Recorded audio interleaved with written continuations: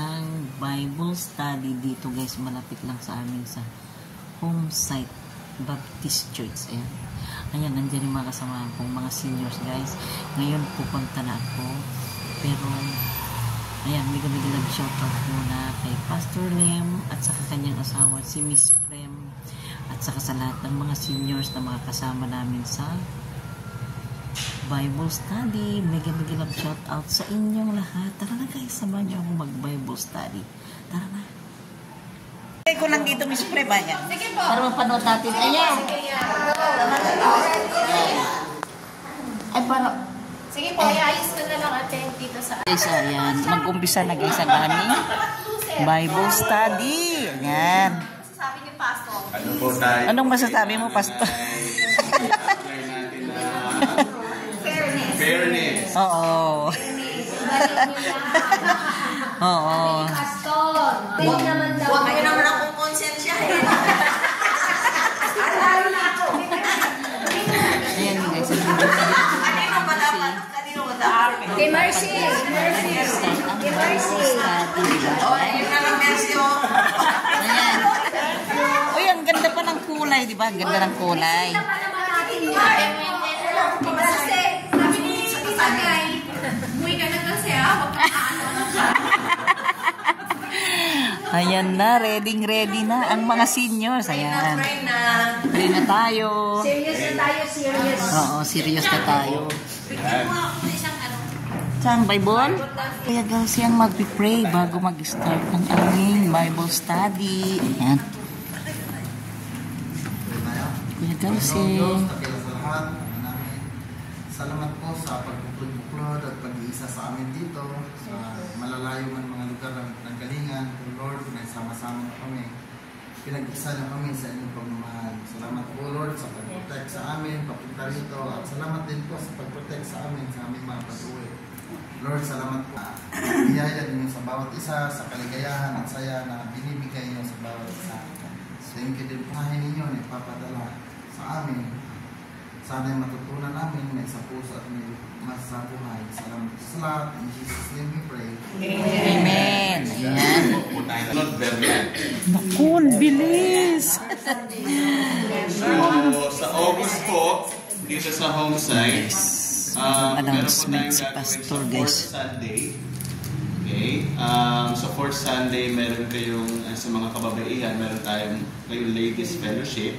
Na andito po uli si Tita Marthy, kung naaalala po siya. Oo. Okay? So, siya po ay magiging kasama natin sa 4th Sunday ng August. At ganun din sa amin, sa mga lalaki, kaming gagawin na Bible study dito naman sa kwarto. Then, sa buwan yan po ay last Sunday ng August. Again, meron tayong 5 Sundays ngayon po dito. Meron po tayong fellowship. At alam ko po ay ni-request po ata ng coordinator natin na ang mga adults plus ang magpapakanta. Tama ba? Mm. Adult class, ito pastor na class. Ay. Oo. Magpapakanta? Oo. Sino magpapakanta? Tayo magpapakanta. Hindi, kayo magpapakanta. Paano yun? Mga kanta na kinakanta natin dito. Okay. Yung kinanta natin kakanta. Lahat ng mga kopya, dadaling ko, practicein niyo. Oo, ayan. Hindi kayo nangyayari. Artista ko ng kanta. Okay. So, konting review lang. Okay. Nagsimula yung kwento natin, pinag-usapan natin yung creation, di ba? Alam mo, yung pinakauna natin pinag-aaralan. Kasi malapit na, maging 1 taon na tayo eh. Okay? Ito for ating anniversary. Yan. Okay. Bilis ng araw. So, nakita natin yung napakagandang plano ng Panginoon. Nakita natin yung napakagandang pagkakagawa niya ng lahat para sa atin, para sa tao. Okay? At nakita rin natin na ang tao ay imbes na piliin yung napakagandang plano ng Panginoon, ay pinili ng tao yung gusto niyang mangyari. At bumagsak si Adan at si Eva sa kasalanan, at hanggang yun ay nararanasan natin lahat ng problema na namanan natin kay Adan at kay Eva. Okay? Hindi natin sila pwedeng sisihin kasi kahit tayo, puso natin makasalanan. Okay? Sa Sa mga maliliit na mga bagay pa lang, di ba? Minsan lumalabas talaga yung ating old nature na tinatawag na makasalanan. Mga nagdadaya. Yun. Okay? Oh, binalik ko. Nung minsan, nung nahandito po Yes, si... alaming pastor Narinig niyo po lang si, tayo, di ba, makikinig si tayo. Ate Ray nung last day. Alam ko yung sa ano nyo, sa nutrition yun, di ba? Yung asawa niya, yung kapatid ko po, si Pastorena, nandito last time. Anniversary, tawang-tawa talaga siya. Sabi niya, may mga game lang, nagdadayaan na. Game lang yun, ha? Nagsisikuhan kami magkapatid. Parang pa yung pinaglalaroan yun. Siyempre, kailangan, even sa laro, even sa laro, ay talagang kailangan ay ipapakita pa rin natin yung ating pagiging Kristiyano. So, kasi nandun yung lumang pagkatao talaga eh. And then, napag-aralan natin si Noah. Naalala niyo si Noah, di ba? Ito sa mga kasama ko last time, ano yung napag-aralan natin na kung ang isang tao ay matuwid, siya ay susunod sa Panginoon kahit mahirap. Makita natin sa kay Noah, nakita natin na merong isang kaparaanan lang para maligtas ang tao. Ano yung kailangan? Gumawa ng ako. At merong iisang pintuan lang yung ako. Tama po, no? Okay? Yan. And then nakita natin, nung natapos na yung sa buhay ni Noah, nakita natin si Abraham. Medyo matagal tayo kay Abraham. Nakita natin na sa kanyang pagsuko, nahandon na patuloy na nahandon ng pagkabay ng Panginoon sa kanya. Kasi noon talagang matigas ang ulo ni Abraham, pero unti-unti nababago dahil sumusuko eh. Kaya gusto kong unawaan yan, kailangan yung pananampalataya kasi may patuloy na pagsuko. Pagsuko ng mga dapat nating isuko na sa Panginoon. Kaya yun. Then makita natin kay Abraham, ang huling pagsubok ng Panginoon sa kanya, alala niyo last Sunday, ano po? Ay, last Thursday, ano yung huling sinubok ng Panginoon sa kanya? Yung ibigay niya yung anak niya, i-offer niya yung anak niya. Kaya sa pinakamamahal. Yung para sa isang anak, no? Sinakripisyo. Pinakamamahal. Ibig sabihin doon, yung pinaka-importante kay Abraham. Nakita natin na dahil sa nakita niyang pinagtiwalaan niya talaga ang Panginoon, nagawa niyang isuko yun. Ang kanyang kaisa-isang anak. Pero ano sabi ni Abraham doon sa anak niya nung si Isaac ay nagtatanong, Tatay, nahandito ang kahoy, nahandito ang pang-apoy. Pero nasaan ang iaalay?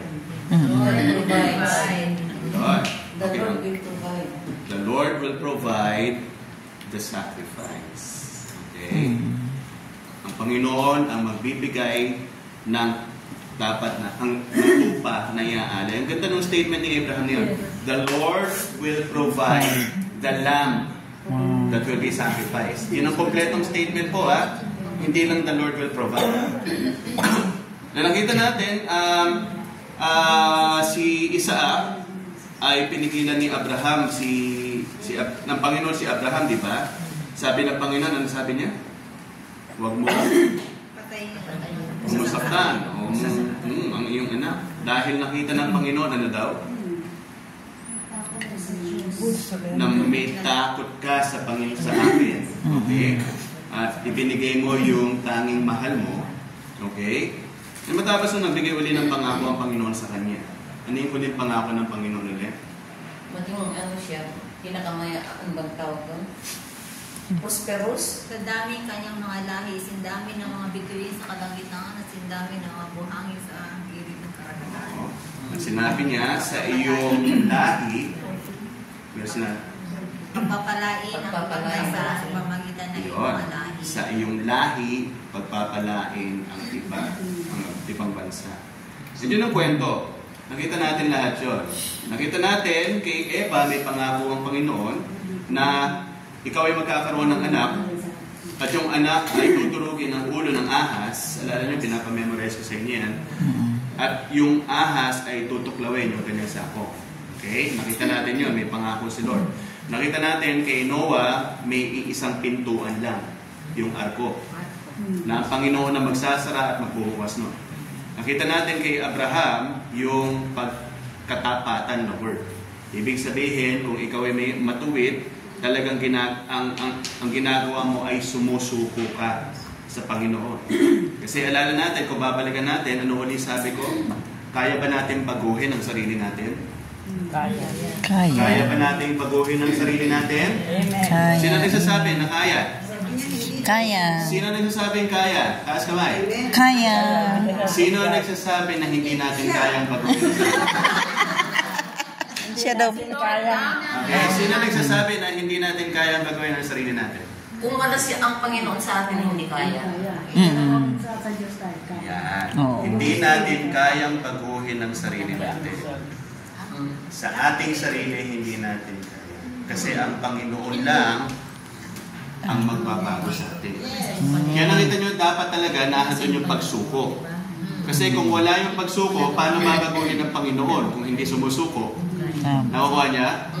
Yan. Okay. Ngayon papasok tayo sa panibagong kwento. Wala na tayo sa Genesis. Tatalo na tayo. Punta tayo sa Exodus. Exodus na. Yan guys. Nandito na kami sa Exodus. Guys. So sinabi ni Lord kina Moses at Aaron sa Egypt, ang mat na ito ang magiging unang mat ng taon para sa inyo. Sabihin niyo sa lahat ng mga Israelites na ika-10 araw ng buwang ito, kukuha ng isang batang tupa o kambing ang bawat tatay para sa pamilya niya. Kung napakaliit na pamilya niya para makaubos ng isang tupa, kukuha siya ang Katahan mo na natin si Nanay.